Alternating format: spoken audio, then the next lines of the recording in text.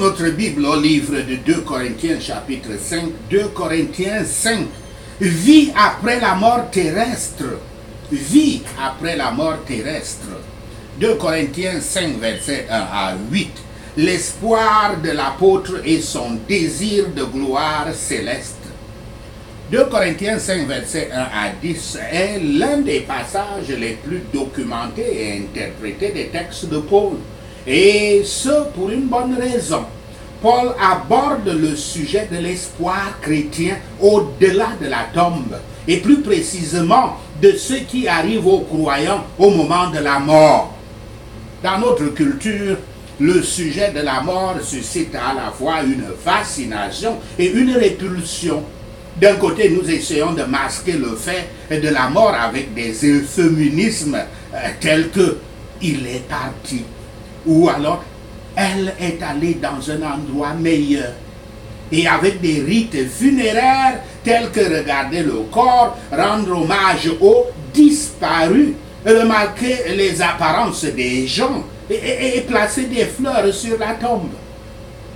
D'autre part, notre culture, en particulier ces dernières années, du moins la culture occidentale, et américaine en particulier, a montré un attrait pour le sujet de la mort sous la forme des récits d'expériences de mort imminente, d'une résurgence du spiritisme, de la popularité croissante du mouvement New Age, etc. En fait, parmi les livres figurant sur la liste des best-sellers dans les années 1970, on trouve Elizabeth Kübler-Ross dans On Death and Dying, c'est-à-dire sur la mort et mourir, en 1970, et Raymond Moody Jr. dans Life After Life, c'est-à-dire la vie après la vie, en 1975. Et dans les années 80, nous avons Raymond Moody Jr. toujours dans The Light Beyond, la lumière au-delà, de 1988. Et au début des années 90, Barry Jeff Eddy et Curtis Taylor dans Embraced by the Light, embrassé par la lumière, en 1992. Là même, il y a d'autres livres qui continuent à sortir où on vous raconte ce qui se passe après la mort, parfois des inventions des esprits des gens, ou bien des discours pour essayer de vous attirer dans l'occultisme et le satanisme. La même ambivalence vis-à-vis de la mort existait à l'époque de Paul.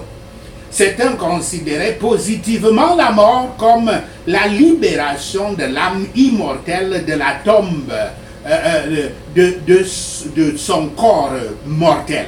Tandis que d'autres considéraient la mort comme la fin de la vie, c'est-à-dire la fin de tout.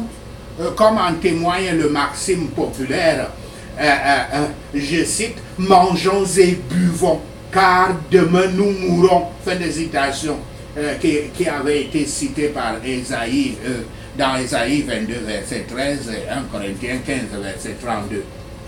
Paul, cependant, met en avant une attente différente pour le disciple du Christ, le chrétien, dans 2 Corinthiens 5, verset 1 à 10. Il y a la certitude de la résurrection physique et de la transformation au verset 1 à 5. La certitude que la mort commence un voyage dans le royaume de la vie au verset 6 et 7. Et l'assurance que la mort nous met en présence du Christ au verset 8.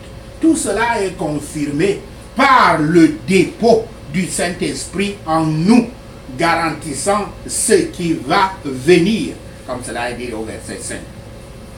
Verset 1. Comme un tabernacle ou une tente, le corps terrestre, le corps humain, est temporaire et loin d'être parfait. À la mort, les croyants laissent derrière eux leur corps physique et reçoivent des corps célestes largement supérieurs. La fragilité du cadre humain est remplacée par la permanence d'un lieu de résidence éternelle.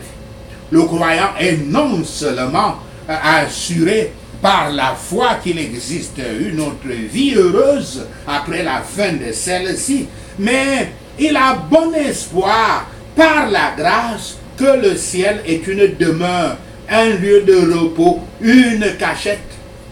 Dans la maison de notre Père, il y a de nombreuses demeures dont le constructeur et le créateur sont Dieu, comme cela est dit dans Jean 14, versets 2 à 3. Le bonheur de l'état futur est ce que Yahweh a préparé pour ceux qui l'aiment, des habitations éternelles différentes des tabernacles terrestres, des pauvres maisons d'argile dans lesquelles nos âmes habitent maintenant et qui sont moisies et en décomposition, dont les fondements sont dans la poussière. Le corps de chair est un lourd fardeau. Les calamités de la vie sont d'un lourd fardeau. Mais les croyants gémissent, accablés dans un corps de péché et à cause des nombreuses corruptions qui y subsistent et font rage en eux. La mort nous dépouillera des vêtements de chair et de tous les conforts de la vie et mettra aussi fin à tous nos problèmes ici-bas. Mais les âmes croyantes seront vêtues de vêtements de louange, de robes de justice et de gloire. Les grâces et les conforts actuels du Saint-Esprit sont les signes de la grâce et du confort éternel. Et bien que Yahweh soit avec nous ici par son Saint-Esprit et dans ses ordonnances, nous ne sommes cependant pas avec lui comme nous espérons l'être. La gaieté de Paul provient en partie du fait qu'il sait que tant que nous sommes à domicile dans le corps, tant que nous nous considérons à domicile dans le corps, nous sommes éloignés du Seigneur, Yahweh. Certains Grecs avaient tiré le courage tiré le courage face à la mort de la conviction qu'il possédait des âmes, qu'il possédait une âme immortelle. D'autres qui n'avaient pas un tel espoir ressentaient seulement le désespoir de leur disparition éventuelle, comme cela est dit dans 1 Thessaloniciens 4, verset 13. Il faut même ajouter d'autres qui croient à la réincarnation des corps, la théorie de la réincarnation des corps, c'est-à-dire qu'une personne a plusieurs vies. Et dans les livres du satanisme où on vous bourre l'esprit des choses impensables, ils vous disent qu'ils avaient même retrouvé une personne dans une autre vie. Et que ces personnes, c'est l'un des grands maîtres de l'occultisme qui pourra vous initier au satanisme, des choses comme ça.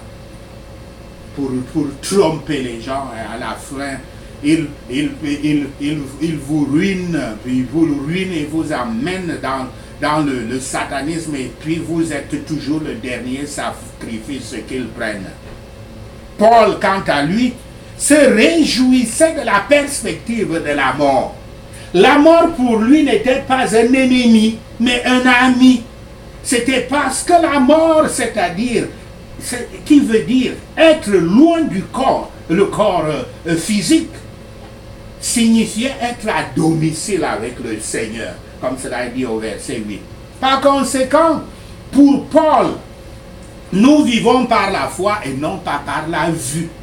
Paul et les disciples du Christ ne vivent pas par ce qu'ils voient dans ce monde terrestre, mais par ce qu'ils croient. Cela montre clairement le bonheur dont doivent jouir les âmes des croyants lorsqu'ils sont absents du corps terrestre et que Yahshua fait connaître sa présence glorieuse en eux. Nous sommes liés à la fois au corps physique et à Yahweh. Chacun entre le corps et Yahweh revendique une part en nous. Mais combien plus puissamment Yahweh plaide pour que l'âme du croyant soit étroitement unie à lui. Il faut abolir le péché originel qu'est l'adoration du Dieu moi. C'est l'adoration de votre corps et votre âme pour adorer uniquement Dieu Yahweh. Le Seigneur Yahshua dit, je cite, « Moi je vous ai choisi et je vous ai établi afin que vous alliez et que vous portiez du fruit et que votre fruit demeure. » Fin de citation, citation de Jean 15, verset 16. Qu'est-ce que la mort en tant qu'objet de peur comparé à l'absence de Yahweh? 2 Corinthiens 5, verset 9 à 15. Cela excite à la diligence les raisons de son zèle pour les Corinthiens. Versets 9 à 10. Le corps physique périra, mais les actes qu'un croyant a accomplis, bons ou mauvais, constituent la base du jugement futur. La résurrection de Yahshua devrait rappeler aux gens leur future résurrection, ainsi que la promesse de Yahshua de revenir sur terre pour soumettre ses ennemis. Il jugera alors chacun en fonction de ses actes, de sorte que les croyants devraient désirer plaire à Yahweh quand ils vivent encore dans leur corps terrestre. Versets 12 à 13. Si les lecteurs de Paul pensaient qu'il était fou, avec l'expression je cite, nous-mêmes auprès de vous, fin de citation, et il veut qu'ils sachent que c'est parce qu'il est déterminé à faire plaisir à Yahweh. S'il le croit et le considère saint d'esprit, il leur fait savoir que c'est pour eux qu'il parle comme il le fait. Paul et d'autres vrais apôtres sont motivés par l'amour du Christ. L'apôtre s'empresse et incite les autres à accomplir leurs devoirs. Des devoirs, des espoirs fondés du ciel n'encourageront pas la paresse et la sécurité des pécheurs. Que tous considèrent le jugement à venir qui s'appelle la terreur du Seigneur. Sachant quelle terrible vengeance le Seigneur exercerait contre les ouvriers de l'iniquité, l'apôtre et ses frères ont utilisé tous les arguments et toutes les persuasions pour amener les gens à croire au Seigneur Yahshua et à agir en tant que ses disciples. Leur zèle et leur diligence étaient pour la gloire de Yahweh et le bien de l'Église. L'amour du Christ envers nous aura un effet semblable sur nous s'il est dûment considéré et correctement jugé. Tous étaient perdus et défaits, morts et ruinés, esclaves du péché, n'ayant aucun pouvoir pour se délivrer et devaient rester ainsi misérables pour toujours. Si le Christ n'était pas mort, nous ne devrions rendre Christ et non pas nous-mêmes. Nous devrions rendre Christ et non pas nous-mêmes la fin de notre vie et de nos actions. La vie d'un disciple du Christ devrait être consacrée au Christ. Hélas, combien de gens montrent l'inutilité de leur foi et de leur amour qu'ils ont professé en vivant pour eux-mêmes et pour le monde. 2 Corinthiens 5, versets 16 à 21. La nécessité de la régénération et de la réconciliation avec Dieu par Christ. Versets 16 à 17. Tout comme les croyants voient Yahshua sous un angle différent en tant que le Sauveur et le Seigneur plutôt que simplement un rabbin remarquable qui avait vécu et était décédé, Paul les encourage à se voir différemment. Selon Paul, les croyants sont de nouvelles créatures et devraient être reconnus comme tels. Les disciples du Christ n'osent pas voir les autres simplement par leurs apparences visuelles. Versets 18 à 20. En dehors du Christ, tous les hommes sont morts dans leurs péchés, ennemis de Yahweh et aliénés de lui. Ils ne cherchent pas Yahweh, mais ils les cherchent par son Fils.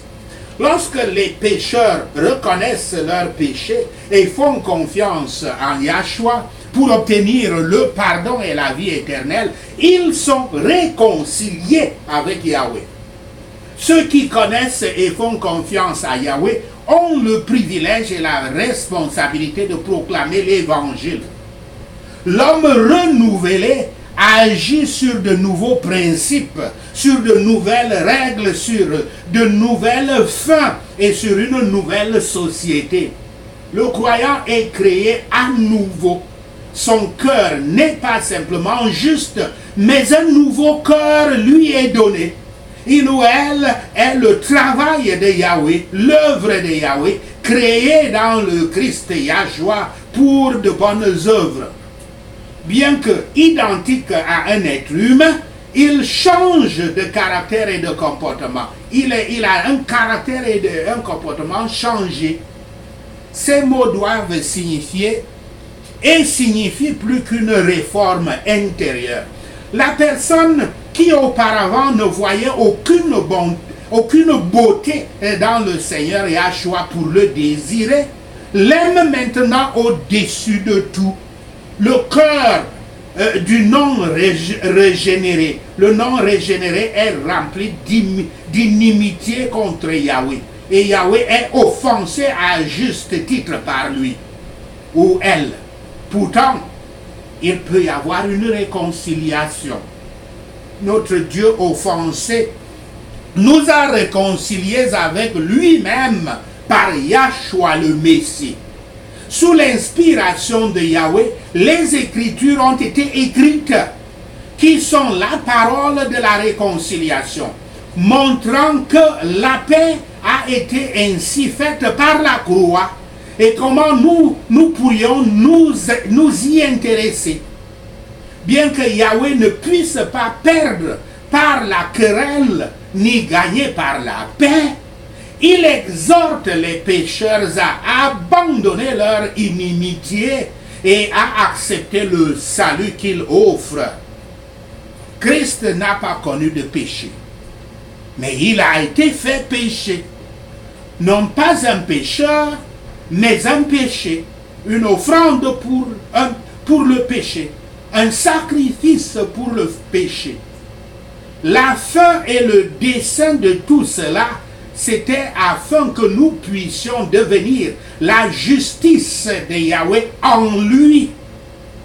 Que nous puissions être justifiés librement, gratuitement, par la grâce de Yahweh, par la rédemption qui est en Christ Yahshua.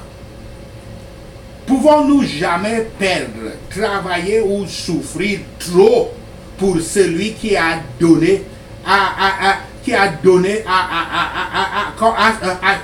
son Fils bien-aimé comme sacrifice de nos péchés pour que nous puissions devenir la justice de Yahweh en lui. Sachez ceci et le Seigneur Yahweh vous bénira. Prenons ces points de prière. Prions. 2 Corinthiens chapitre 5. Si la tente terrestre dans laquelle je vis est détruite, j'ai un bâtiment en Yahweh, une maison éternelle dans le ciel, non construite de main d'homme, au nom de Yahshua le Messie. Pendant ce temps, je gémis, désirant plutôt revêtir ma demeure céleste, car lorsque je serai vêtu, je ne serai pas trouvé nu, au nom de Yahshua le Messie. Car pendant que je suis dans cette tente, je gémis et suis accablé, parce que je ne veux pas être dévêtu, mais être vêtu de ma demeure céleste, au nom de Yahshua le Messie. Afin que ce qui est mortel soit englouti par la vie, au nom de Yahshua le Messie. Celui qui m'a façonné à cette fin, c'est Yahweh, qui m'a donné le Saint-Esprit en dépôt, garantissant ce qui va arriver, au nom de Yahshua le Messie. C'est pourquoi je suis toujours confiant et sais que tant que je suis à domicile dans le corps terrestre, je suis loin de Yahweh, au nom de Yahshua le Messie. Car je vis par la foi et non pas par la vue. Je suis confiant et préférerais être loin du corps et à domicile avec Yahweh, au nom de Yahshua le Messie. Je me propose donc de plaire à Yahweh, que je sois chez moi, dans le corps ou non, au nom de Yahshua le Messie. Nous devons tous comparaître devant le trône du jugement du Christ, au nom de Yahshua le Messie, afin que chacun de nous reçoive ce qui nous est dû pour les actes accomplis pendant qu'il ou elle est dans le corps, qu'il ou elle soit bon ou mauvais, au nom de Yahshua le Messie. Puisque je sais ce que c'est que de craindre Yahweh, j'essaie de persuader les autres au nom de Yahshua le Messie. Ce que je suis est clair pour Yahweh et j'espère que c'est aussi évident pour la conscience des frères et sœurs au nom de Yahshua le Messie. Je n'essaie pas de me recommander à mes frères et sœurs, mais je leur donne l'occasion d'être fiers de moi, au nom de Yahshua le Messie, afin qu'ils puissent répondre à ceux qui sont fiers de ce qu'on voit plutôt que de ce qu'il y a dans le cœur, au nom de Yahshua le Messie. Si je suis fou, comme certains le disent, c'est pour Yahweh, et si je suis saint d'esprit, c'est pour mes frères et sœurs, au nom de Yahshua le Messie. Car l'amour du Christ m'oblige, car je suis convaincu que l'un est mort pour tous, et donc tous sont morts, au nom de Yahshua le Messie. Et il est mort pour tous, afin que ceux qui vivent ne vivent plus pour eux-mêmes, mais pour celui qui est mort pour eux et ressuscité, au nom de Yahshua le Messie. Je ne considère donc plus personne du point de vue matériel, bien que j'ai considéré le Christ de cette manière, je ne le fais plus au nom de Yahshua le Messie. Par conséquent, si quelqu'un est en Christ, il est une nouvelle création. L'ancien est parti, le nouveau est ici, au nom de Yahshua le Messie. Tout cela vient de Yahweh, qui nous a réconciliés avec lui-même par le Christ et nous a confié le ministère de la réconciliation, au nom de Yahshua le Messie. Yahweh réconcilie le monde avec lui-même en Christ, sans compter les péchés des gens contre eux, au nom de Yahshua le Messie. Et le Christ nous a confié le message de réconciliation, au nom de Yahshua le Messie. Je suis donc un ambassadeur du Christ, comme si Yahweh faisait son appel à travers moi, au nom de Yahshua le Messie. Je vous implore, frères et sœurs, de la part du Christ, soyez réconciliés avec Yahweh, au nom de Yahshua le Messie. Yahweh fit du Christ sans péché un sacrifice pour nos péchés, afin que nous devenions en lui la justice de Dieu. Merci Seigneur Yahweh d'avoir entendu nos prières. Merci Père pour tes réponses à nos prières. Seigneur, nous te rendons gloire, nous te louons, nous t'adorons. Nous bénissons ton saint nom. Au nom de Yahshua le Messie, nous prions. Amen. Alléluia.